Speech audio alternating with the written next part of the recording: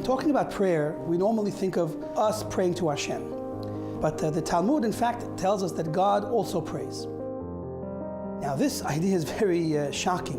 What does it mean God prays? God is God. What does He pray for? Who would God pray to? So let me first ask another question before getting to those answers. If God is one, why does He have so many different names? When you look in the Siddur and pray in Hebrew, there's a lot of different names and they all represent the same God.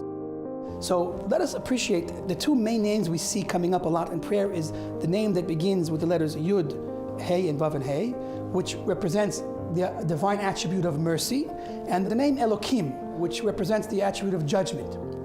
Now, these are the two main functions of Hashem. When Hashem is manifest in the world, it's through these channels, the channel of mercy and the channel of judgment. Now, with this, we can start to appreciate a little bit more about what's going on in the dynamic of praying to Hashem. It's not so simple, but I'd like to add a story to help us appreciate it even more.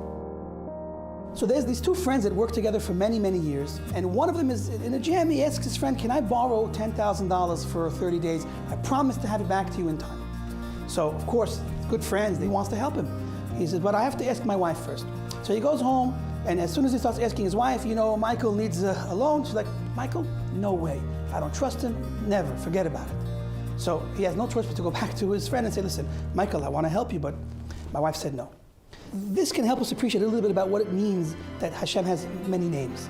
Because really, when we talk about talking to Hashem, there's the Hashem that is talking to the attribute of mercy, and then there's talking to the attribute of judgment. Now let's get back to our first two questions. So who does Hashem pray to when He prays? Well, He prays to Himself. It's this inner battle or this inner dialogue between both of these attributes of Hashem, the mercy and the judgment. Now, what does Hashem pray for? So interesting, the Gemara actually tells us what Hashem prays for. "May it be my will that my mercy conquer my anger, and may my mercy overcome my attribute of strict judgment, and may I act towards my children with the attribute of mercy, judging them favorably." From here we can gain a glimpse of the most astonishing fact wherein lies the immeasurable power of our own prayers. God is on our side. He wants to be good to us. He wants to give us good. That's why He gave us prayer. He gave us the chance to approach Him and to ask Him and awaken His attribute of mercy so He can give us the good even when we are not so deserving of it. He prays for it as well.